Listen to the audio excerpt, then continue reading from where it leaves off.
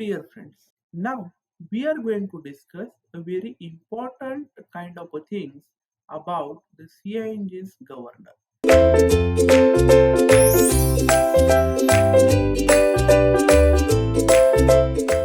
So, what do you mean by the governor? So, governor is a device which is generally used to regulate the flow of fuel inside the engine cylinder through the injector. So the governors is very important to maintain the speed of the engine within a prescribed limit. I think many of you are knowing about the speed law. We heard many of time for the school buses there is a speed lock is there. For the government transport buses there is a speed lock to the engine. So how this particular speed lock is possible? This speed lock is possible only with the help of the governor system. Okay, so there are two types of governor. One is a mechanical governor and another one is a pneumatic governor. Okay, so one by one here we are going to discuss about the governor. So it is essential to supply a variable quantity of fuel as the load on the engine increases or decreases.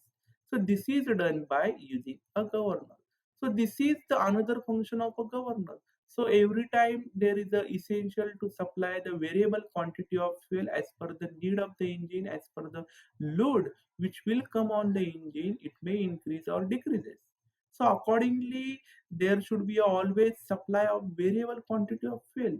So this will happen with the help of the governor. So it regulates the speed of the engine.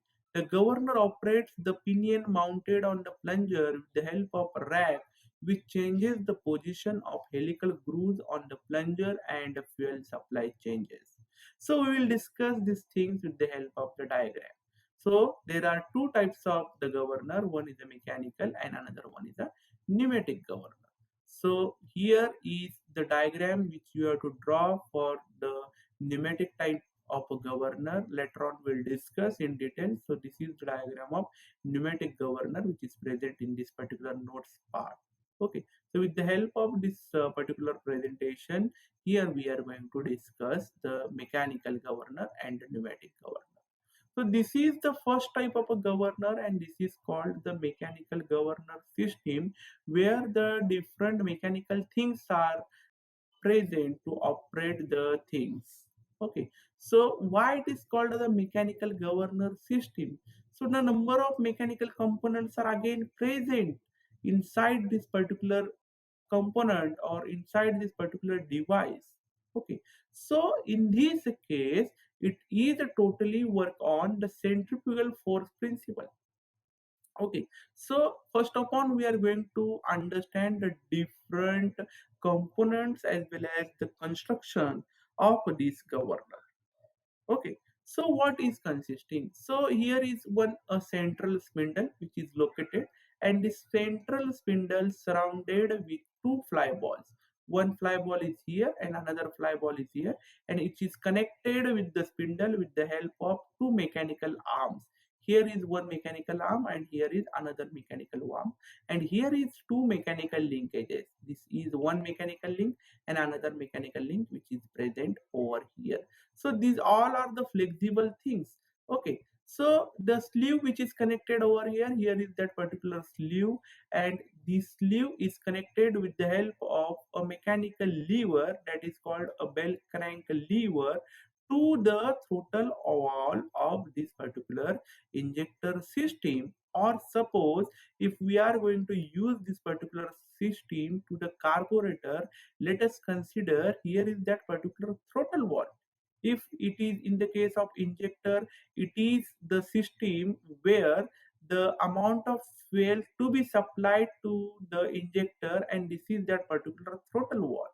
Okay, now it is connected to the throttle valve with the help of the bell crank lever, and this particular spindle is mounted on the bevel gear assembly, and this bevel gear assembly is connected to one of the output shaft of the engine. Okay, So as the engine shaft rotates, the bevel gear will again operate as the arrangement has been done as per the requirement of the engine and as per the requirement of the speed and as per the locking purpose. So how it will be operate? Now in this case, as the spindle rotates with very high speed, as the bevel gear rotates, it rotates the spindle, and as the spindle rotates in clockwise direction with very high RPM, that time this two fly ball will moving away from the center of the spindle. We know, suppose if you can take the example, when we are going to rotate some person just surrounding us, and that person will move out or move away from the center, its body is moving away from the center itself. So similarly in the case of this thing, as the spindle rotates, as this fly ball will again start to rotate along with these particular arms and the links, that time because of the centrifugal force which acts over here, and because of that the fly balls move away from the center of the spindle because of these arms and mechanical links. Okay, this happen because of the centrifugal force which acts over here. So as it will be move away from the outward direction, this sleeve will start to operate, and this links will move up, or this link will lift up, and as this link will move up, or this lever operates the bell crank lever.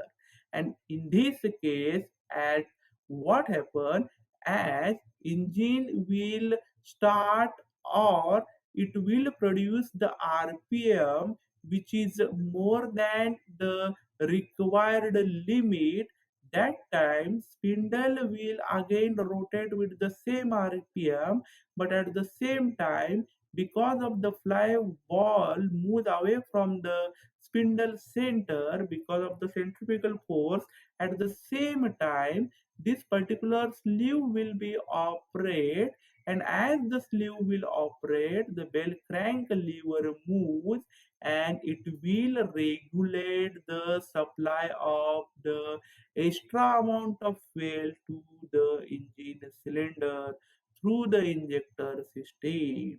So even though driver accelerates the vehicle, but because of this governor system, it will not supply the required extra amount of fuel to the engine cylinder through the injector itself. So we can control the flow of fuel through this particular governor system, or governor governs the flow of fuel, so that if the maximum speed limit is 70 km per hour, so in this case the only 70 km or that much amount of RPM reached by the engine, and beyond that it will restricted the flow of fuel supply with the help of this particular governor. So this is the working principle of mechanical governor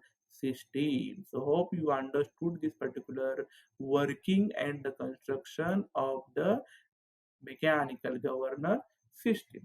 So after this one, the next one, that is the pneumatic governor system. So in different types of heavy vehicles like trucks, buses, Volvo buses, such kind of pneumatic governor system is applicable, or in that particular case, this governor system is useful. So how it will operate? Again, the constructional detail and the different components here we are going to understand. So suppose let us consider this is the accelerator pedal, where that particular driver can apply the pressure on the accelerator pedal to increase the speed of the engine, to increase the RPM of the engine itself. So let us consider here is the air filter from which the atmospheric air comes inside the engine cylinder through this particular system, and here is one wall which is connected over here, and this is the venturi, just kind of carburetor structure which is present over here. Here is that particular venturi, and this is the throat section, and here is that particular wall which operates at this section. So this pipe is present over here, and this pipe is nothing but called the vacuum pipe, and this end is directly connected to the engine inlet manifold. Okay, so this vacuum pipe is connected to one more device, and this device is nothing but called as a diaphragm unit. So this is a flexible diaphragms are present over here. This is a spring kind of a things, that is nothing but called as a flexible diaphragms are present over here along with the idling spring. There is one spring which operates to this particular diaphragm.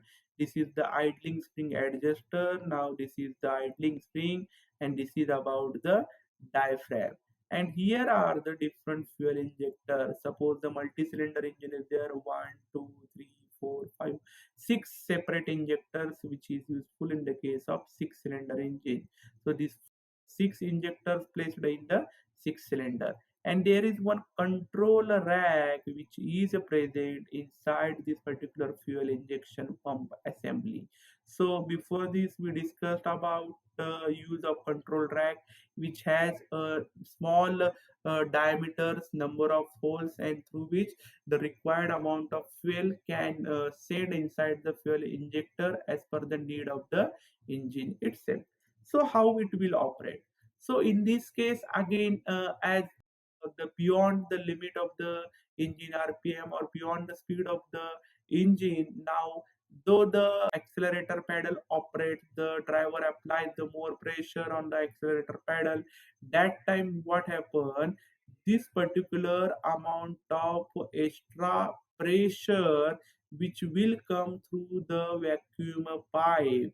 So through the vacuum pipe the amount of air enters, and in this case what happen, how that particular amount of air enters, because this is open to the atmosphere.